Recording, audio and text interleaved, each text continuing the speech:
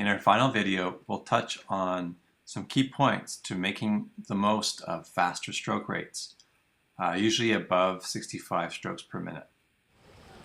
Increasing your stroke rate is essential for going faster, but only if your stroke technique stays the same or even improves. A fast triathlete who wins their age group might be proof that a fast stroke rate is the answer, but so many more triathletes swim with stroke rates that are way too high for their skill level and swim very inefficiently as a result. As you watch the start, check out the lead swimmer who in a few seconds will pull away from the pack. He or she is swimming at a stroke rate of over 100 strokes per minute. While this particular triathlete may be out front now and might be able to hang on to that for the rest of the race, that does not mean you should do that right now for your swimming. So how do you know if you're ready for the faster stroke rate? Probably the simplest guideline for whether or not you're ready to go faster with your stroke tempo is your actual speed when you swim. If you have a hard time going faster than 1 minute 30 per 100 meters as a regular, consistent pace when doing longer sets, you probably aren't ready to really boost your stroke rate. This points to having a lot more work to do on many of the stroke fundamentals, catch and pull, and especially streamlining on every stroke. As I mentioned in the last video, you can go a lot faster while still staying in the 50 to 65 stroke rate range. The second thing you have to keep in mind is that swimming with a fast stroke rate can put a lot of strain on your shoulders. You never want to train with sore shoulders or have to skip a session because you're actually hurt. Short sprints with lots of recovery are a great way to test a faster tempo.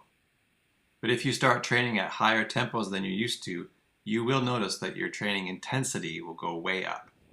And lastly, you should no longer have trouble with some common stroke problems.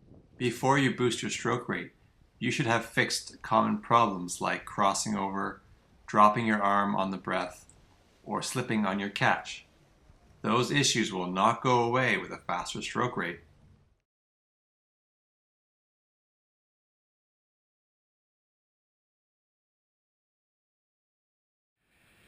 Our first set is intended for beginners and intermediate swimmers who maybe spend most of their time in the low to mid 50s. It can be sometimes very hard to make your body turn over faster. And if you usually swim in the mid to low 40s, a faster turnover for you might be a really big improvement in your overall stroke efficiency. Taking more strokes per minute means you get more breaths, and you can probably save some energy too by keeping your momentum going. This set is simple. Do 8 to 12 25-meter reps on half a minute to a minute of rest. Especially if this is hard for you, you want to use the longer rest intervals to fully recover, to avoid injury, and to actually be able to go fast on each rep. Think about rolling your body faster rather than trying to pull water harder. This helps reduce strain on the shoulders as well. The second set is for intermediate to advanced swimmers, called the red line. Your goal in this set is to discover the stroke rate where your stroke becomes less efficient. Try 4 reps of 50 at a time at a given stroke rate. Take 10 to 15 seconds per 50 for your rest interval and at least a minute between sets of 4. Increase your stroke rate by 2 strokes per minute. You don't want to find out how fit you are, you actually want to discover which stroke rate limits your ability to be efficient in your stroke. As you time yourself, you may find a stroke rate where you don't get any faster at all.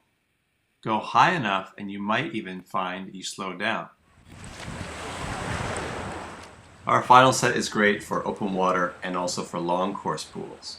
Set your tempo trainer at a stroke rate that you can hold for a long swim, let's say 400 meters. Every 30 strokes, increase your stroke rate considerably faster than the beeps.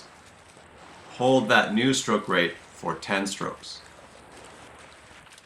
While this is subjective, and you won't know exactly the stroke rate you're swimming at for those 10 strokes, this will really help you build the conditioning required to hold a much higher stroke rate over a much longer distance. Over 400 meters, you'll be doing 1/4 of the swim at that higher stroke rate. Once you get used to doing this set, you can find out if it's actually making any difference to your speed. Compare the swims with and without the swimlek or the bursts of speed. Increasing your stroke rate for 25% of your swim should yield a faster swim. If it doesn't, you're probably sacrificing your technique. If you've watched all 3 videos, we hope that you have seen that probably the biggest pitfall for most swimmers is swimming at a stroke rate that interferes with learning how to improve your stroke technique, efficiency, and rhythm. All 3 stroke rate zones or ranges have their uses. A fast swim requires precision, conditioning, fitness, and excellent technique.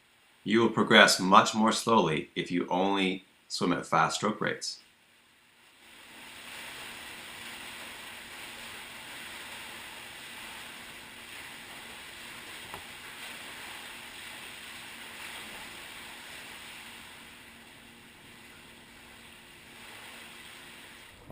So that's it for this video series. Thanks for watching. Check out our blog for the practice sets that we mentioned, and please feel free to leave a comment or a question. And if you haven't done so already, please subscribe or join us on Facebook.